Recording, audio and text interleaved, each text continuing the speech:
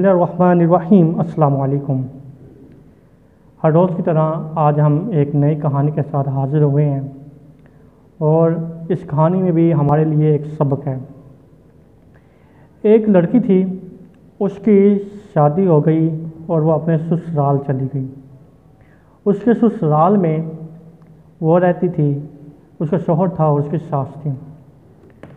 शादी के कुछ दिन ही गुजरे थे कि सास और बहू में लड़ाइयाँ शुरू हो गईं, जिसकी वजह से बहू के दिल में सास की मोहब्बत कम से कम होती चली गई। नौबत यहाँ तक आ पहुँची, जो बहू थी वो दिल ही दिल में सोचती थी कि मैं अपनी सास को जान से मार दूँ, क्योंकि वो सास की बातों से रोज़ रोज़ की लड़ाई से बहुत तंग आ चुकी थी। इसलिए उसने ऐसा सोचना शुरू कर दिया। एक दिन फिर ऐसा ही हुआ, किसी छोटी सी बात पर लड़ाई शुरू हुई और दोनों में लड़ाई काफ़ी तूल पकड़ गई, बहुत लड़ाई लंबी हो गई। अब क्या हुआ, जो है बहू ये अगले दिन अपनी माँ के घर चली जाती है। जब अपनी माँ के घर जाती है तो वहाँ से ये अपने अब्बू के बहुत अच्छे दोस्त होते हैं, उनके पास चली जाती है। उनकी हकीम की दुकान होती है। क्योंकि इसने दिमाग में प्लानिंग तो पहले ही कर ली थी कि मैंने अपनी सास को मार देना है। अपने अंकल के पास जाती है और कहते हैं कि औरतों के फरेब से अल्लाह ही बचाए। वहाँ पर रोई और इस तरह की बातें की कि उसके अंकल उसकी बातों में आ गया। उसने अपने अंकल को कहा कि अंकल, मैं इस रोज़ की चिड़ खप से तंग आ गई हूँ, मुझे आप जहर दे दें ताकि मैं अपनी सास को मार दूँ। वो अंकल अपनी उस दोस्त की बेटी की बातें सुनकर पहले खामोश रहे, फिर उसने कहा, बेटा मैं तुम्हें जहर तो दे दूँ, लेकिन अगर तुम उसको इस तरह मारोगी तो सारा शक तुम्हारे ऊपर आ जाएगा। बेहतर यही है कि तुम अपनी सास की खिदमत करना शुरू कर दो, उसको किसी भी बात के ऊपर कुछ ना कहो। अगर वो तुम्हें डांटती हैं या तुम्हें झिड़क भी दे देती हैं, फिर भी तुम उफ तक ना कहो।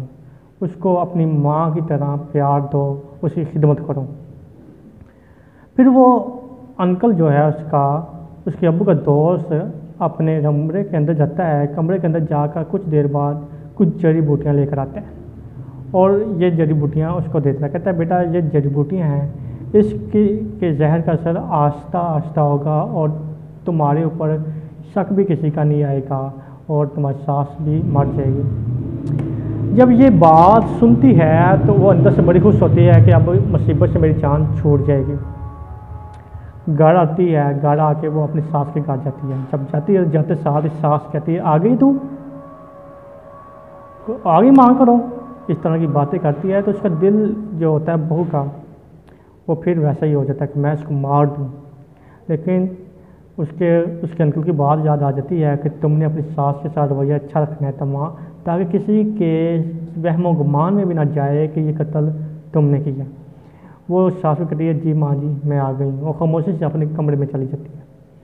इस तरह अपनी सास को बड़ा अच्छी तरह खाना पकाती है, जो सास की पसंद का होता है उसको खिलाती है।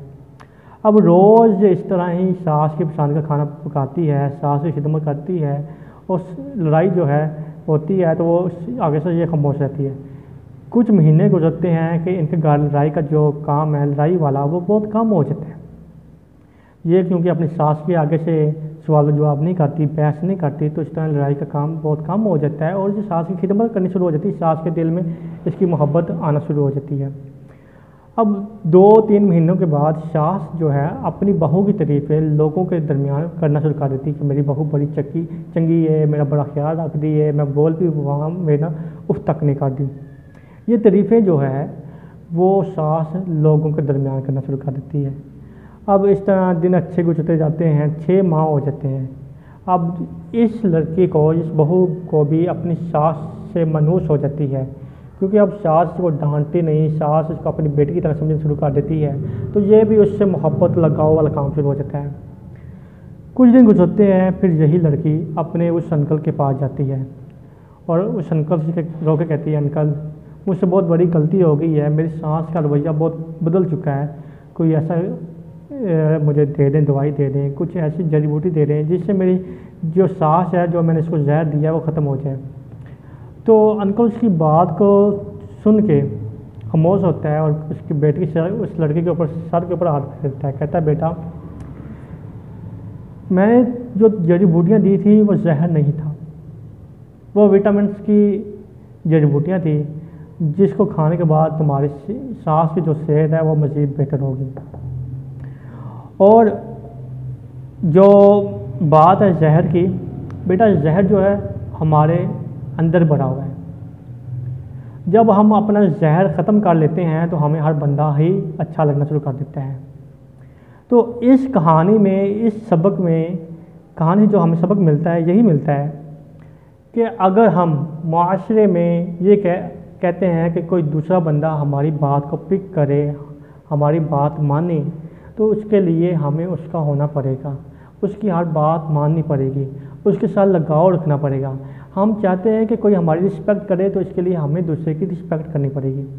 अब बहू और सास में थोड़ा सा फ़र्क ये आ जाता है। देखिए, जब बहू की शादी नहीं होती, वो घर में होती है, जवान होती है, घर के सारे काम कारी होती है, तमाम बैर माइयों के ऊपर उसका रोब होता है, घर में कोई उसको झिड़क देने वाला नहीं होता, यानी कि वो घर में अपने घर में एक अफसर की तरह होती है। लेकिन जैसे इसकी शादी हो जाती है, ये दूसरे घर में चली जाती है, तो क्योंकि ये आदी है घर में हर किसी के ऊपर हुक्म चलाने के, काम अपनी मर्ज़ी से करने के, कोई इसको रोक टोक नहीं करता था, लेकिन यहाँ पर इसको रोक टोक करने वाला।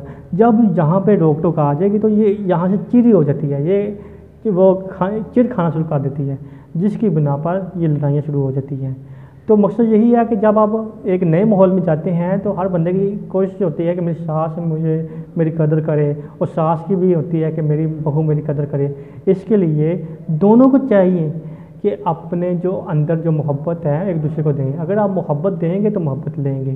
तो इसलिए कोशिश किया करें कि जब भी आप किसी के दिल में जगह बनाना चाहते हैं, अगर वो आपको लाइक नहीं करता या आपके साथ अच्छा रवैया नहीं रखता, तो आपने कोशिश करनी है अच्छे रवैया रखने की। ऑटोमेटिकली जिस तरह उस लड़की ने अपनी सास के दिल में जगह बना ली, सास हर लोगों के दरमियान बात करती थी कि मेरी बहू अच्छी है, तो उस तरह आपकी भी वैल्यू बन जाएगी और आपकी लाइफ भी चेंज हो जाएगी। अस्सलाम वालेकुम रहमतुल्लाहि व बरकातहू।